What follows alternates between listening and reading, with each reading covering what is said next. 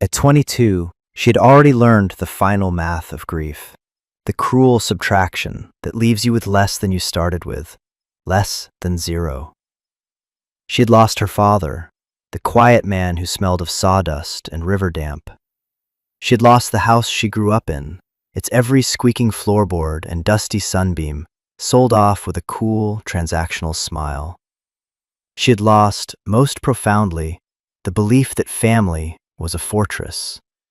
It was, she now knew, just a word people used while they were taking things from you.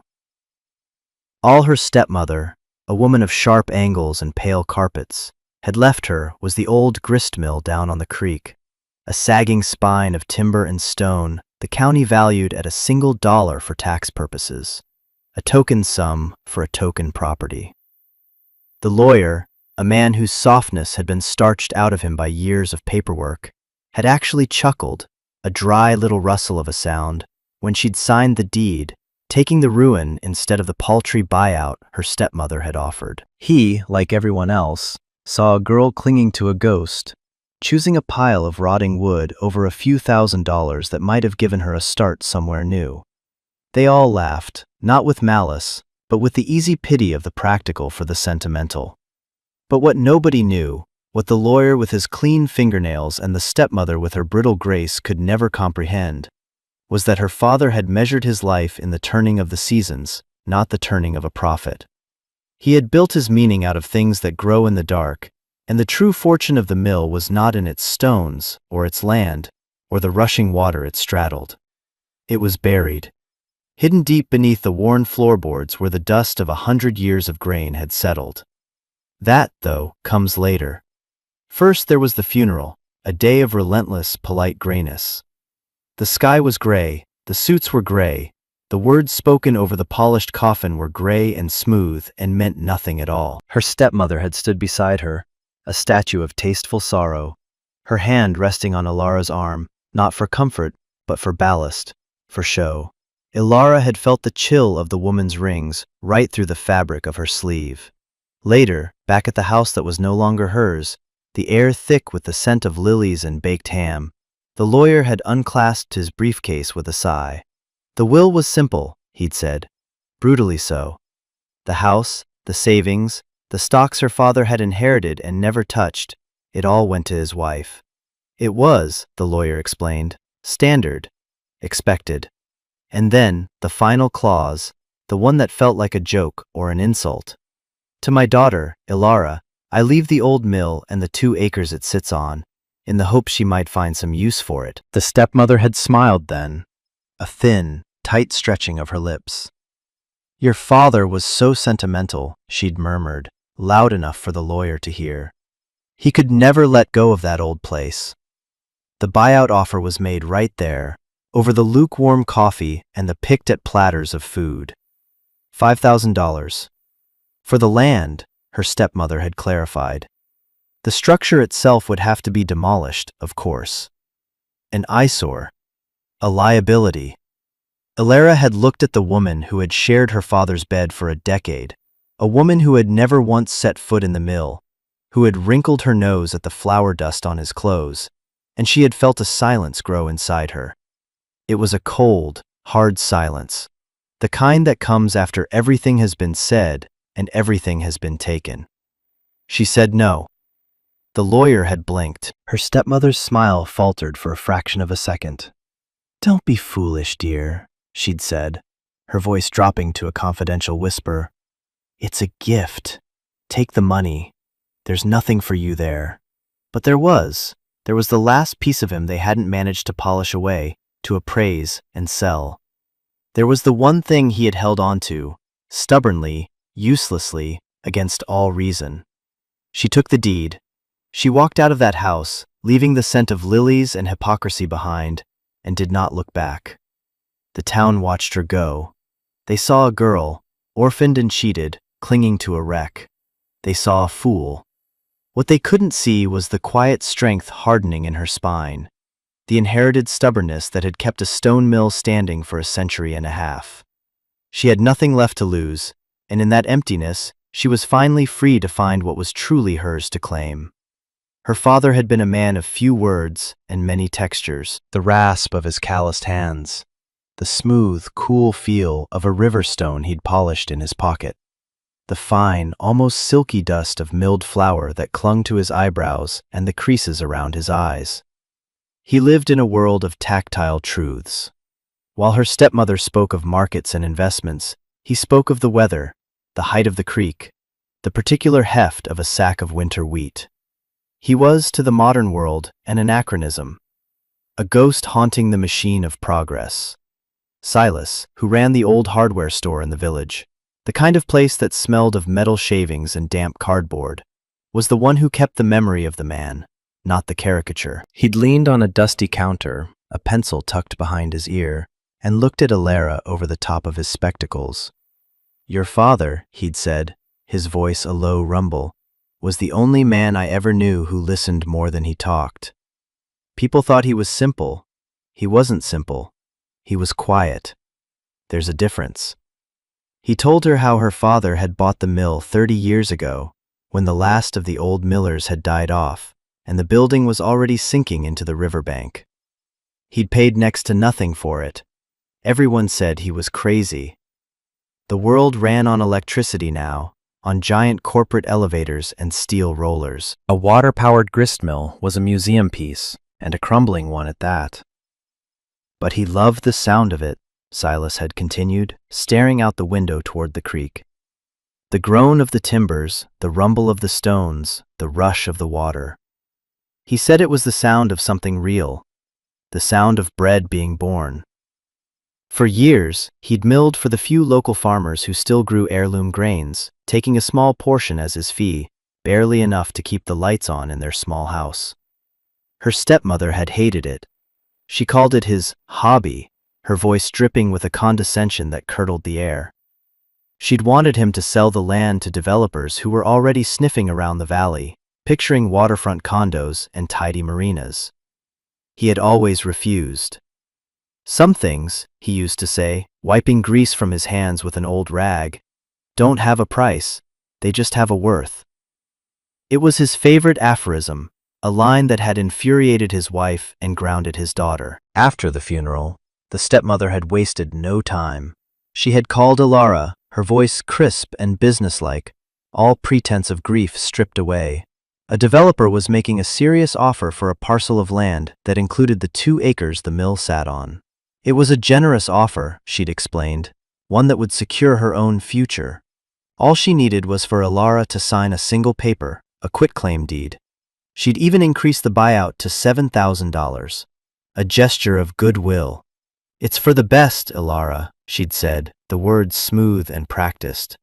"The building is a hazard. It's dragging down the property value for the whole area. We have to be practical." Alara had stayed silent on the other end of the line, twisting the phone cord in her fingers. She could picture her stepmother perfectly, sitting in the white living room, a folder of legal documents on the glass table beside her, her world reduced to a series of transactions. "He loved that place," Alara had finally said, her voice small but firm. There was a pause. A sigh of exasperation crackled through the receiver. "Your father loved a memory. He was clinging to a past that doesn't exist anymore. It's a ruin, Alara. A pile of stones and rotten wood. Let it go. Be smart for once." The threat was there, wrapped in the silk of concern. The implication that Alara was not smart, that she was emotional and foolish, just like her father. The insinuation that standing in the way of this deal was an act of selfish sentimentality. "I'll think about it," Alara had said, just to end the call. But she had already made up her mind. She would not sell. She would not sign. She would not let the last true piece of her father be bulldozed and paved over for a view. She was done letting things be taken from her. She would go to the mill. She would see for herself what was there. She owed him that much. She owed herself that much. To stand on her own 2 acres of ground, however ruined, and claim it. The path to the mill was overgrown, a faint suggestion of a road surrendering to weeds and wild raspberry canes. The air grew cooler as she neared the creek, the sound of rushing water a constant, soothing hum beneath the buzz of insects. And then she saw it. It was worse than she remembered, and more beautiful. The stone walls, thick and mottled with a century of moss and lichen, seemed to grow right out of the riverbank. The great wooden water wheel, its paddles thick with green slime, was motionless, a frozen cog in a machine that time had forgotten. The roof sagged in the middle like an old man's back, and most of the windows were dark, vacant eyes. It smelled of damp earth, of wet stone, of the ghosts of grain and industry. It was a place of magnificent decay. She had a key, an old, heavy iron thing her father had kept on a hook by the back door, a key her stepmother had overlooked in her efficient purge of his belongings. It turned in the lock with a reluctant, grinding screech. The heavy door groaned open, and she stepped inside. The air was thick and still, shafts of dusty light cutting through the gloom from gaps in the roof. The vast, cavernous space was dominated by the silent machinery. The huge millstones, one nested atop the other, sat in their wooden housing like sleeping giants. Belts and pulleys snaked across the high, cobwebbed rafters. Everything was covered in a fine, pale dust, a mixture of flour and time. It was not a dead place, though. It was dormant, waiting. As her eyes adjusted, she saw the signs of her father. A workbench in the corner, tools laid out neatly, as if he had just stepped away. A pair of worn leather gloves resting on a sack of something that had long since hardened into a solid block. A thermos, old and dented, on a shelf. This was his sanctuary, the place he came to be himself, away from the sterile order of her stepmother's world. And then she saw him, not him, but his shadow, his echo. A great gray-muzzled dog, curled up on the floorboards in the center of the main room. Buster, her father's dog. He lifted his head, his tail giving a single, weary thump against the wood. He was old, arthritic, and had refused to stay in the pristine, fenced-in yard of the house her stepmother now occupied alone. He had, it seemed, come home. He whined softly, a low, mournful sound, and laid his head back on his paws, his eyes fixed on her. He didn't get up to greet her. He just watched, a silent, loyal sentinel. He was lying on a patch of floor that seemed odd. It was cleaner than the surrounding area, as if it had been swept. She took a step closer, and the old dog's tail thumped again, but he didn't move. He held his ground. A floorboard creaked behind her, and she spun around, her heart leaping. It was Silas, from the hardware store. He was holding a brown paper bag and a thermos. He gave her a small, sad smile. "Thought you might be here," he said, his voice soft in the echoing space. "Heard you told the witch no." He didn't need to clarify who he meant. "Brought you a sandwich. And coffee. A person can't think on an empty stomach." He set the offerings down on the workbench, his eyes scanning the vast room, a look of fond memory on his face. "Your father was a good man," he said again, as if the statement needed to be repeated, to be hammered into the very air of the place. Better than they knew. He saw things other people didn't. He looked over at the dog, who was still lying resolutely on the same spot. That old dog, too. He knows. He's been here ever since. Guarding the place. Guarding what? Elara wondered. A pile of rotting wood? A collection of obsolete machinery? She walked over to Buster and knelt down, stroking his coarse, gray fur. The dog leaned into her touch, letting out a long, contented sigh, but he did not get up. His body was a warm, heavy anchor on a specific set of planks. Beneath her knees, she could feel the solid, unyielding wood. She looked at the boards. They were old, scarred, worn smooth by a million footfalls and the rolling of a million sacks of grain. But something was not right. A detail so small she almost missed it. A single line, almost invisible in the dim light, that ran against the grain. The days that followed took on a rhythm. The rhythm of the creek, the rhythm of the rising and setting sun, the rhythm of a slow, unfolding mystery. Elara spent her hours at the mill, sweeping away the thickest layers of dust, cleaning the grimy windows to let in more light, breathing life back into the dormant space. Buster was her constant companion, a silent, watchful presence who rarely strayed from his chosen spot on the floor. He ate the food she brought him there, he slept there, he watched her from there. His vigil was unwavering. She brought coffee and books, but she found she couldn't focus on the words on the page. Her attention was constantly drawn back to the floorboards beneath the old dog. She would sit and stare at them, trying to decipher their secret. Silas would stop by in the late afternoons, bringing supplies or just conversation. He told her stories about her father, about the farmers who used to come, their trucks rattling over the old bridge. He talked about the different kinds of wheat, the way her father could tell them apart by the feel of the grain between his fingers. He never asked what she was looking for. He seemed to understand that she had to find it on her own. The anomaly was a quiet thing. It wasn't a map or a riddle, it was a disruption in a pattern. The nails in that section of the floor were different.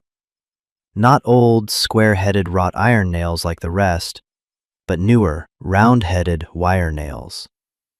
The wood itself, on closer inspection, was a slightly different species of oak, the grain tighter, the color a shade less gray.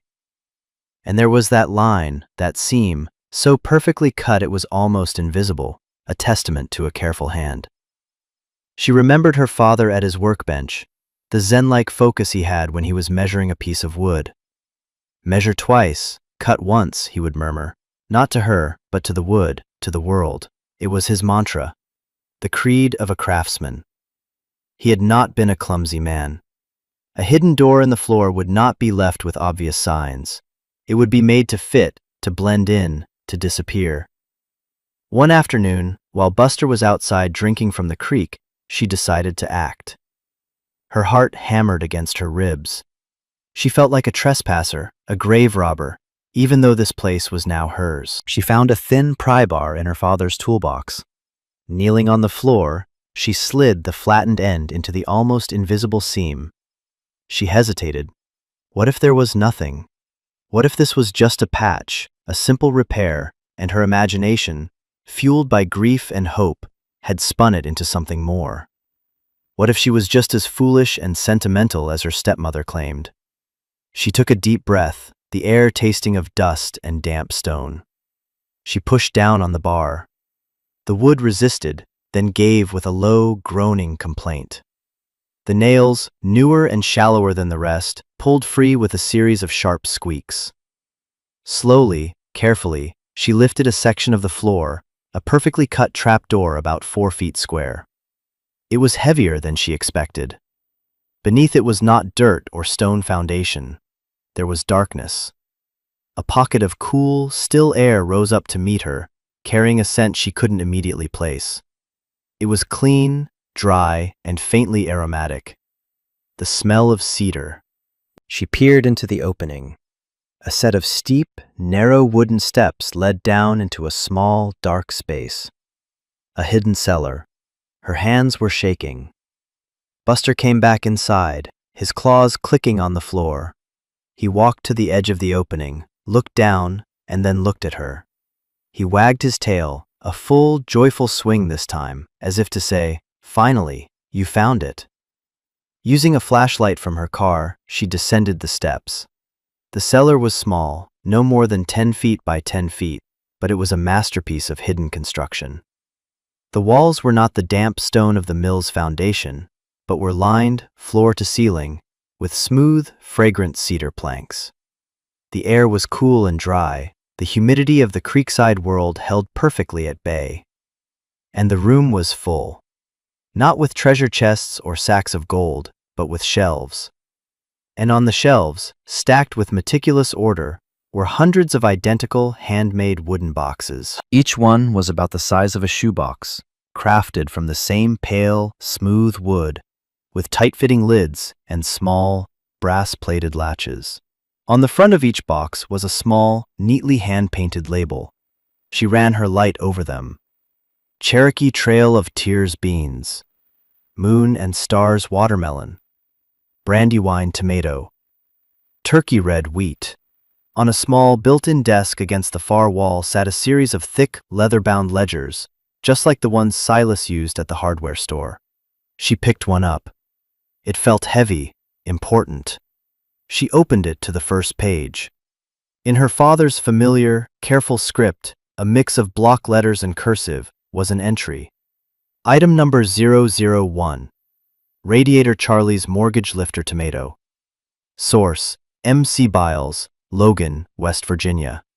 Story: developed in the 1930s by a mechanic with no formal plant breeding education to help people pay off their mortgages.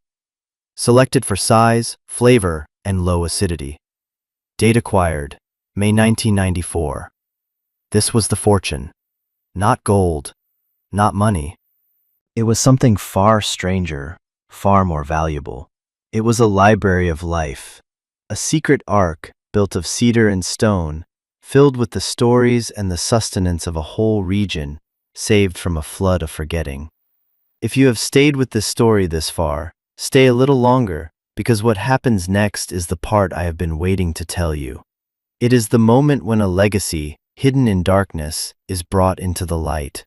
It is the part where a daughter begins to understand the true measure of her father, a measure that had nothing to do with the size of his bank account and everything to do with the quiet, stubborn, and deeply hopeful work of his hands. What Alara found in that cellar was not an inheritance that could be spent, but one that had to be tended. It was a responsibility, a burden, and a gift, all at once. She spent the next several days down in the cool, cedar-scented air, pulling box after box from the shelves, opening the ledgers, and piecing together the secret life of the man she thought she knew. He had been a collector, a curator, a librarian of seeds. The boxes were filled with small, carefully labeled packets containing the seeds of thousands of varieties of vegetables, grains, and flowers. Many were heirlooms, passed down through generations of farming families. Others were from plants that were now considered endangered, crowded out by the handful of hybrid varieties that dominated modern agriculture. Each entry in the ledgers was a small, perfect story. He had recorded not just the name and species, but the history of the seed. He wrote down the names of the people who gave them to him: old farmers, backyard gardeners, people he'd met at granges and county fairs. He recorded the stories they told, the memories attached to a particular type of bean or a uniquely colored ear of corn. One entry told of a squash seed carried by a family on the Oregon Trail. Another described a drought-resistant wheat that had saved a small town during the Dust Bowl. It was a tapestry of survival, a history of a people written not in ink, but in genetic code. He had built this place with the same care he used to balance a millstone. The cedar lining was a natural insect repellent. The underground location kept the temperature stable. He had installed a clever ventilation system using small, hidden pipes that ensured a constant, slow exchange of fresh, dry air. It was a vault, designed and built by a single, determined man to protect a treasure the world had forgotten was valuable. As she read, the image of her father, the quiet, flour-dusted man tinkering with his obsolete machinery, transformed. He had not been clinging to the past, he had been fighting for the future. The mill wasn't a nostalgic hobby, it was the perfect cover. No one would ever suspect that a place of grinding and breaking was, in fact, a place of preservation and rebirth. The constant rumble of the stones, the ever-present dust, the reputation of the place as a relic, it was all a brilliant, humble camouflage. Her stepmother's scorn, the town's pity, the lawyer's chuckle, they had all been unwitting guardians of his secret. Their dismissal had been his shield. A deep aching love washed over Alara, so powerful it brought her to her knees on the cold cellar floor. It was a love mixed with the profound grief of not having known, not having understood. She had seen his dusty clothes and his greasy hands and his quiet stubbornness, but she had never seen the sheer scale of his purpose. She ran her fingers over a small wooden box labeled Grandma's Red Okra. She could almost feel the warmth of his hands, the steady, patient energy he had poured into this place, into this work, year after year, in secret. He hadn't left her a ruin. He had left her the heart of his life. He had left her a mission a purpose, a reason to fight. She now knew what she was guarding, and it wasn't a pile of stones. It was a promise. A promise made by generations of people who had saved and planted and harvested. A promise her father had taken upon himself to keep. And now it was hers. The weight of it was terrifying. The beauty of it was breathtaking. She closed the ledger, the scent of old paper and cedar filling her senses. Outside, the sun was setting, casting long shadows through the mill's dusty windows. The world was going on, unaware of the vast, living library beneath the floorboards. But Alara knew, and that changed everything. The letter was waiting for her in the last box on the highest shelf, tucked in the very back corner of the cellar. The box was different from the others. It wasn't labeled with the name of a plant, but with a single word written in her father's neat block letters. Ilara. Her breath caught in her throat. Her hands trembled as she lifted the lid. Inside, nestled on a bed of raw cotton, was not a packet of seeds, but a sealed envelope and a small, carved wooden bird, a wren, so detailed she could see the tiny feathers etched into the wood. She recognized it instantly. It was the first thing he had ever taught her to carve, sitting on the mill steps when she was just a little girl. She picked up the envelope. Her name was on the front. She broke the seal and unfolded the single sheet of paper inside. The letter was dated 6 months before he died. "My dearest Ilara," it began. "If you are reading this, it means I am gone. It also means you found this place, and I knew you would. You have my eyes. You see the things other people miss. You always did. I imagine your stepmother has made things difficult. I am sorry for that. Some people can only measure the world in dollars, and I was never very good at that kind of math. I hope you will forgive me for leaving you with this burden, this mess. People will tell you this old mill is worthless. They will tell you to sell it, to tear it down, to move on. Maybe they are right. Maybe this is all the foolish dream of an old man. But I don't think so. For 30 years, I have been collecting these seeds. I started when I realized the kinds of corn and beans I grew up with were disappearing. The world is getting faster, and it is getting louder, and it is forgetting the quiet, slow things that sustain us. Each seed in this room has a story. It has a history. It is a tiny, living piece of our past. But more than that, it is a promise for our future. A promise that we can feed ourselves, that we can be resilient, that we do not have to depend on a handful of giant companies for our daily bread. This is the real inheritance, Alara. Not the house, not the money. This. It is a library of hope. I don't know what you should do with it. You could sell the collection to a university or a corporation. It would probably fetch a handsome price. There is no shame in that. You deserve a comfortable life. Or you could continue the work. You could keep the library safe. You could share these seeds with people who want to grow them, to keep their stories alive. The mill isn't for grinding grain into flour anymore. The stones are just stones. The real work of this place is to grind hardship into hope, to turn forgotten things into new life. The choice is yours. Whatever you do, know that I am proud of you. You are the best thing I ever made.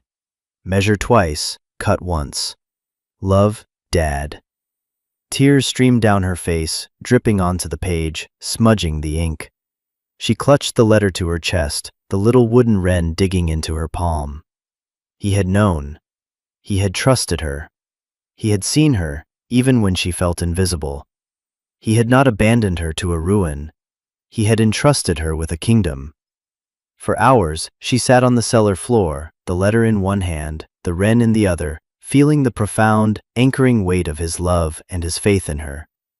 The fear and uncertainty that had dogged her for weeks began to recede, replaced by a quiet, fierce resolve.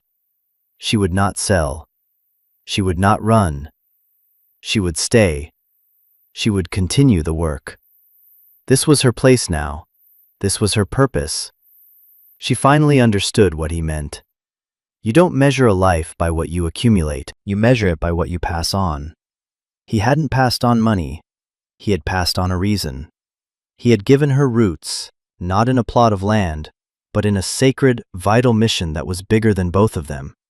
He had given her a fortune meant to be planted. The first official notice came on a Tuesday, tacked to the heavy oak door of the mill. It was a bright orange sheet of paper, stark and alien against the weathered wood.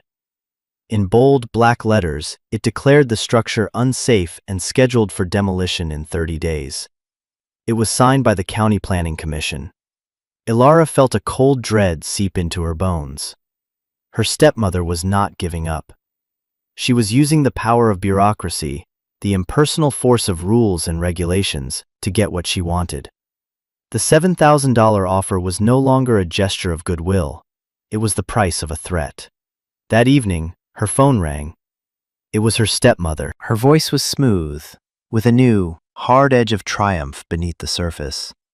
"I saw the notice," she said, dispensing with any pleasantries. "It's a shame, but it's for the best. The offer still stands, Ilara.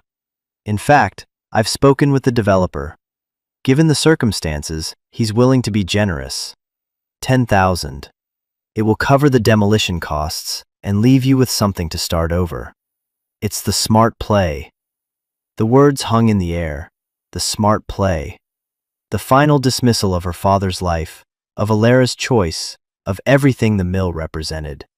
It was all just a game of numbers, and her stepmother was certain she held the winning hand. "It's not for sale," Ilara said, her voice low and steady. There was a sharp intake of breath on the other end of the line. "Don't be a fool. In 30 days it won't be your choice. The county will condemn it, and the land will be seized for public auction. You'll be left with nothing. Absolutely nothing. Is that what you want? To end up with nothing, just like he did?" The cruelty of the words was breathtaking. Ilara felt the sting of them, but she also felt the fire they ignited in her chest. "He didn't end up with nothing," she said quietly, and hung up the phone. The stakes were no longer abstract. They were a date on a calendar, a ticking clock. She had 30 days to save not just a building, but a legacy. She knew she couldn't do it alone. The next morning, she went to see the town lawyer, the one who had chuckled at her. She walked into his tidy, beige office, holding one of her father's ledgers. She placed it on his polished desk. He looked at it, then at her, his expression a mixture of pity and impatience. "Miss, if this is about the mill, my hands are tied. The county's decision is final." "This isn't about the mill," she said. "It's about what's inside it." She opened the ledger to a random page. "This is an entry for Henderson's pink ponderosa bean. My father got the seeds from old Mr. Henderson just before he passed away. His family had been growing them in this valley since the 1880s. Your family, I believe." The lawyer stared at the page. He read his own grandfather's name, written in her father's hand. His composure flickered. She turned the page. "And this one, Mrs. Gable's Silver Queen corn. Your wife's grandmother. The story says she used to win the blue ribbon at the county fair with it every single year." She could see a struggle in his eyes. The starched collar of his shirt suddenly seemed too tight. He was a man caught between the sterile logic of the law and the messy, undeniable truth of his own history. He had been complicit, whether through weakness or willful ignorance, in the plan to erase this place. He had helped her stepmother, had treated Ilara with dismissive condescension. Now the very history he had helped discard was sitting on his desk, calling his own family by name. "My father saved them," Ilara said, her voice soft but unwavering. "He saved all of them, hundreds of them. The history of this whole valley is sitting under the floor of that mill. And your client wants to bulldoze it for condominiums." The lawyer closed his eyes for a moment. He ran a hand over his face. When he opened them again, the pity was gone, replaced by a deep, weary shame. "What did she do?" he asked, his voice barely a whisper. Ilara told him about the developer, about the pressure, about the offer that was made even before her father's funeral. The lawyer listened, his face growing paler with every word. He had been a pawn, and he knew it. He had allowed himself to be used, to dismiss the old miller as a sentimental fool, while his sharp, modern wife was planning to sell off his legacy. The shame in his eyes began to harden into something else. A quiet anger, a need for atonement. He stood up and walked to a filing cabinet. He pulled out a thick folder. "Your stepmother," he said, his voice flat, "has been in negotiations with this developer for over a year. Your father knew nothing about it." He slid a document across the desk. It was a preliminary sales agreement, contingent on acquiring the full parcel of land. It was dated 8 months ago. The lie was right there, in black and white. "There's a town meeting next week," he said, his voice regaining some of its professional steel, but with a new purpose behind it. "About the development proposal. You should be there."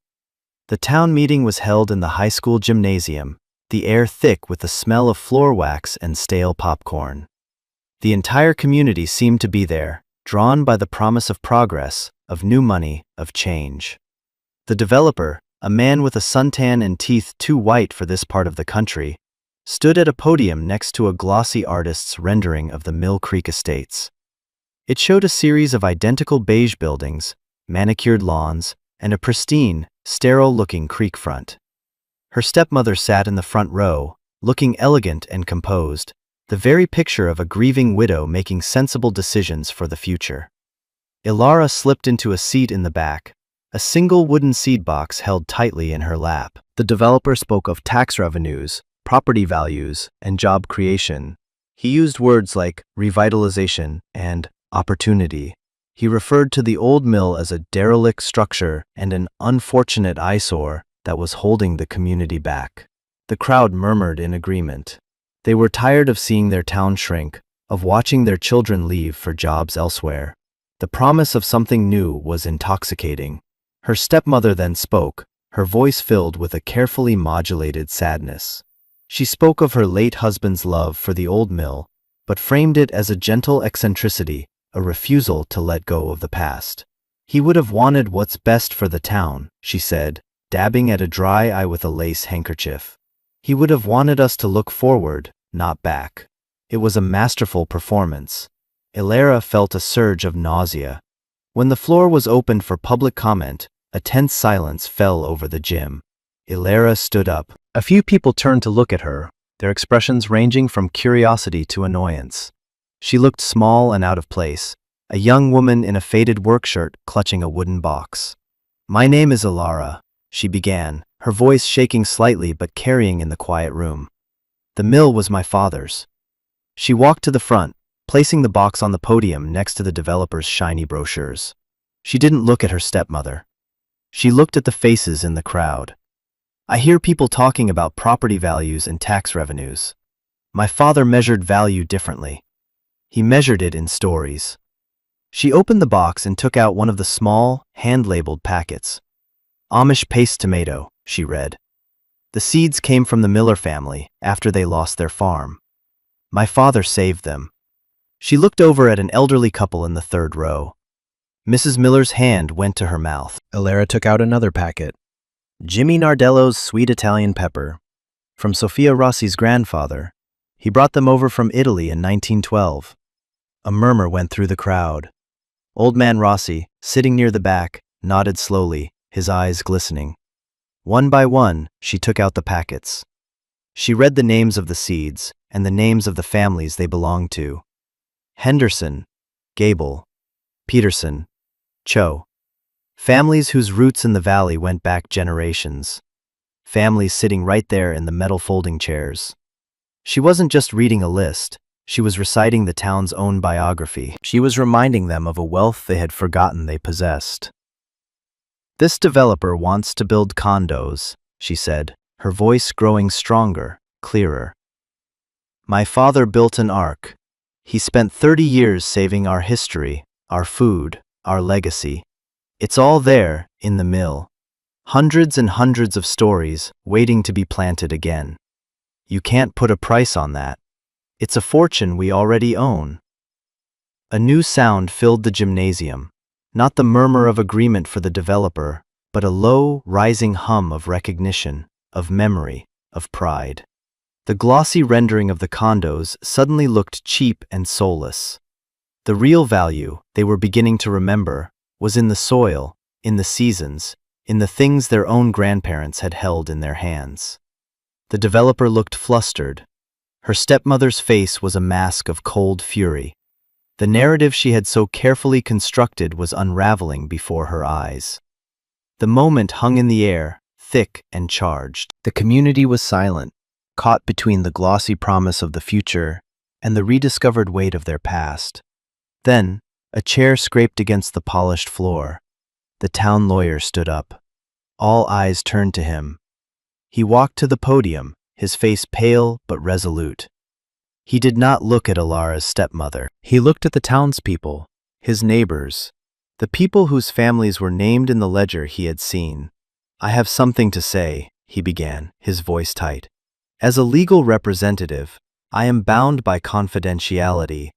But as a member of this community, I am bound by my conscience. And my conscience will not let me stay silent." He took a deep breath. The plan to sell this land to this developer is not a recent one. It did not come about after a period of mourning or as a practical necessity. He held up a file folder. "I have here a preliminary agreement, drafted over a year ago, between the developer and—" He paused, letting the weight of the moment settle. The late miller's wife. The sale was contingent on her acquiring the full property. The man whose memory has been invoked tonight in support of this project was, in fact, the only thing standing in its way. He refused to sell. He was never told about these negotiations. A collective gasp went through the room. It was one thing to be a practical widow. It was another to be a conspirator. Alara's stepmother shot to her feet, her face contorted with rage. "This is an outrageous lie, an ethical violation." The lawyer met her gaze, his own eyes cold. "Is it? Would you like me to submit this document, with your signature on it, into the town record?" Her mouth opened, then closed. The color drained from her face. She had been exposed, her polished facade shattered by a simple, undeniable fact on a piece of paper. She had underestimated everyone: the quiet daughter, the shamed lawyer, and most of all, the stubborn, sentimental man who had built his fortress of memories right under her nose. Defeated, she grabbed her purse and stormed out of the gymnasium, the double doors swinging shut behind her, leaving a wake of stunned silence. The developer, seeing his local support evaporate, began to pack his glossy boards away with a grim expression. His project was dead. Silas was the first to speak. He stood up, his old frame straight and proud. "That mill is not a ruin," he boomed, his voice filling the cavernous space. "It's a landmark, and that girl's father was not a fool. He was a caretaker.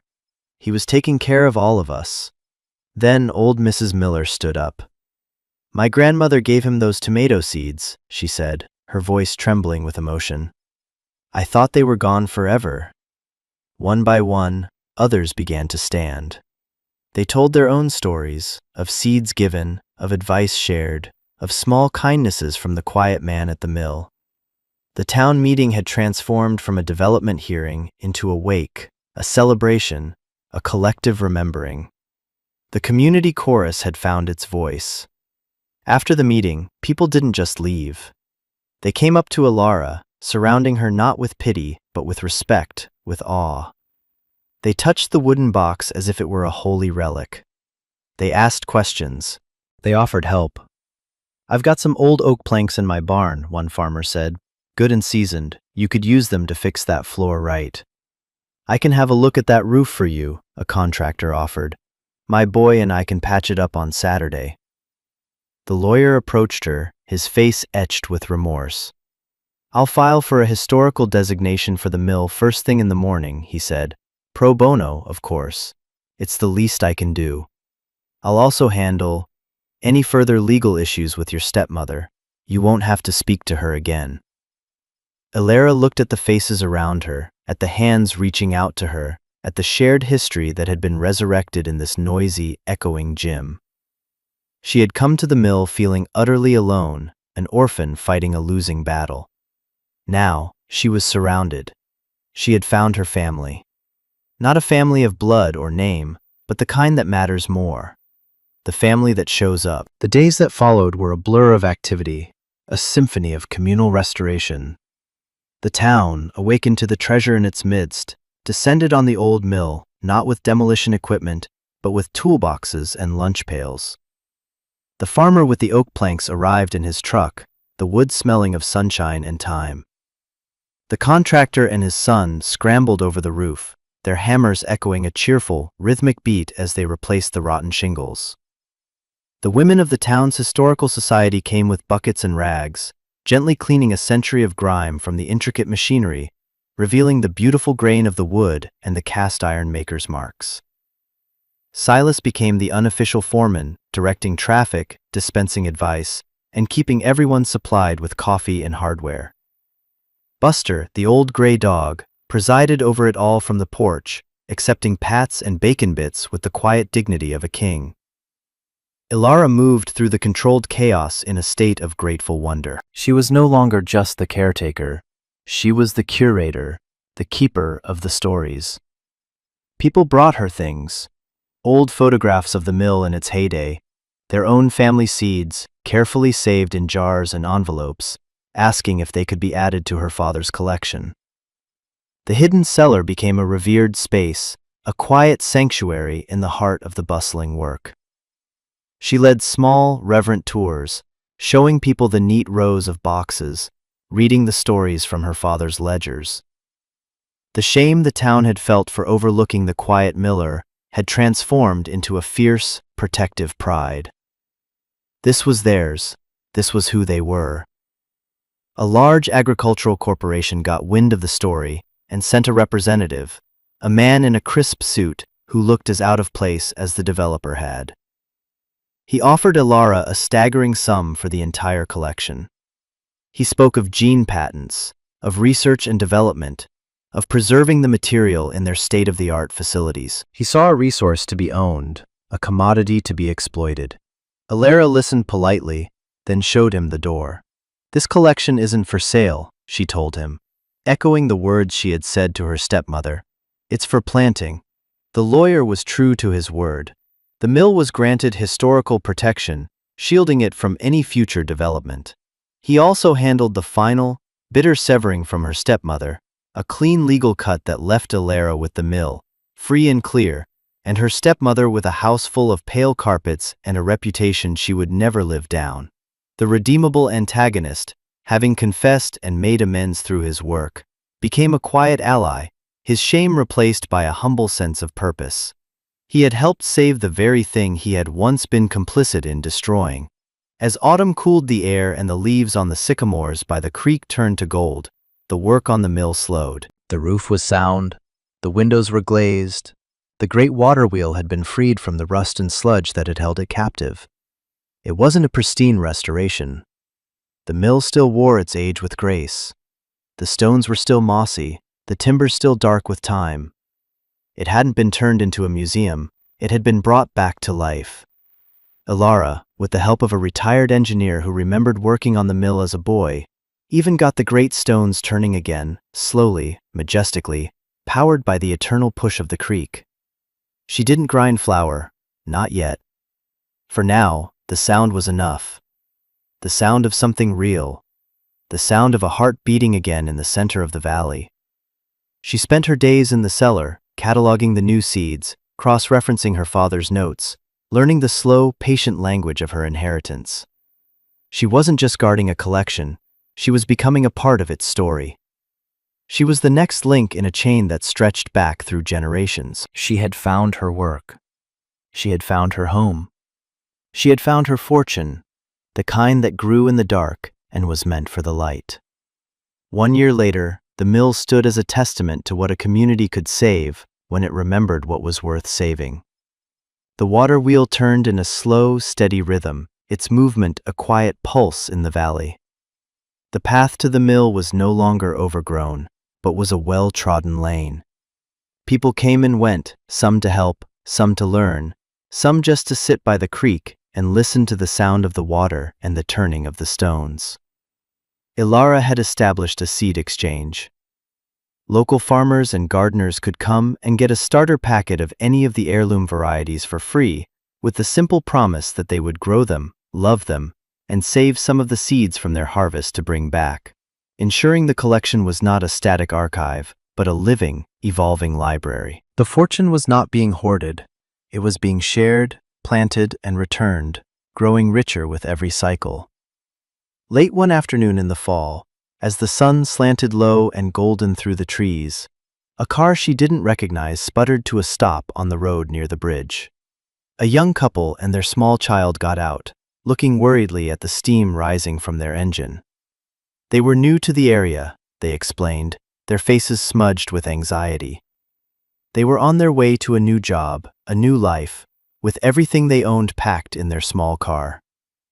Now they were stranded. Ilara, her hands covered in the rich, dark soil of the small garden she'd planted beside the mill, walked over to them. She offered them a drink of cold water from the well and the use of her phone.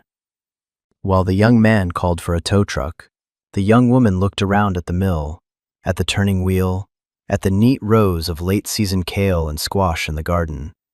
"This place is beautiful," she said, her voice soft with a kind of weary awe. "It feels peaceful. My father built it," Ilara said simply. "Well, he brought it back to life." They talked for a while, as the afternoon faded toward evening. Ilara learned their story, a familiar tale of searching for a place to put down roots, a place that felt real. Before they left, after the tow truck had come and gone, Ilara went inside the mill. She came back with a small, hand-stamped cloth pouch. She pressed it into the young woman's hand. "What is it?" the woman asked. "It's a start," Ilara replied. "Some seeds. An old tomato variety that grows really well in the soil here. They're called mortgage lifters. The story is, they helped a family pay off their farm once." The young woman looked down at the small, humble pouch, then back up at Ilara, her eyes shining with unshed tears. She didn't have to say anything. The connection was made. A gift was given, no strings attached, an act of quiet generosity, just as her father must have done 100 times before. As she watched the family walk down the road toward the village, Ilara felt a profound sense of rightness, of a circle being completed. Buster, older and grayer still, came and leaned his heavy head against her leg. She rested her hand on his back, the familiar, comforting weight of him an anchor. She looked at her mill, her home. She looked at the creek, flowing on as it always had. She thought of her father, of his quiet hands and his secret, hopeful work. He was gone, but he was everywhere. His legacy was not in the stones or the machinery. It was in the soil, in the stories, and in the small, hopeful act of passing a handful of seeds to a stranger. Some fortunes aren't meant to be spent. They're meant to be planted.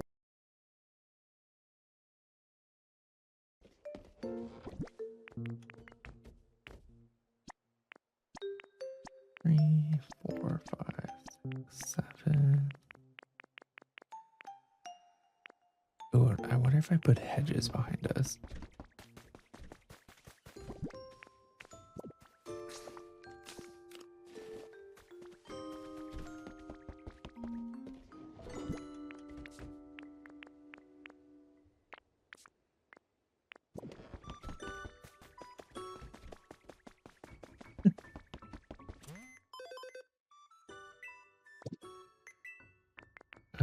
Okay. Oh my god, we've actually learned a lot more recipes than I realized.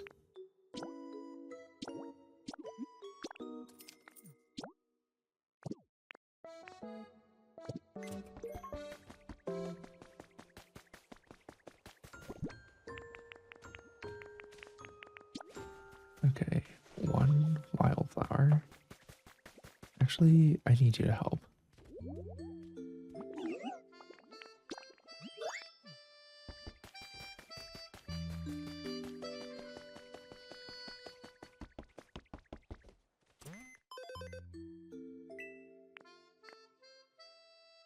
Well, different kinds. Okay.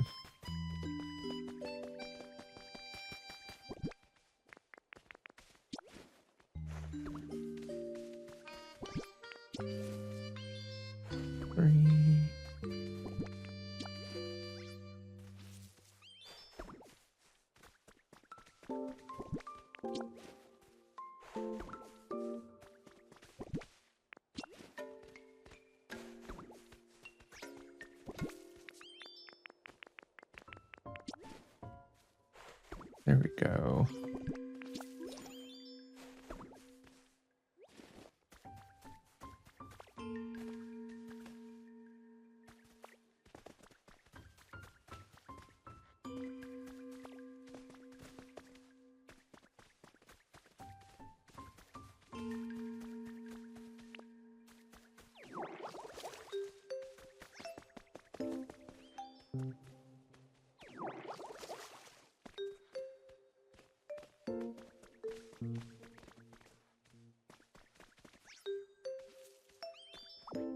Actually, don't think we need that anymore in the front.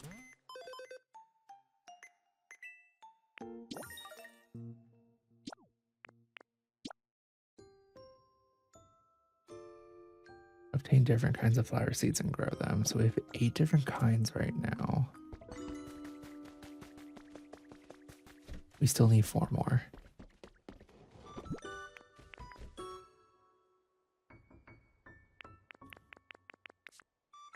Do the hedges count? I guess there's only one way to find out.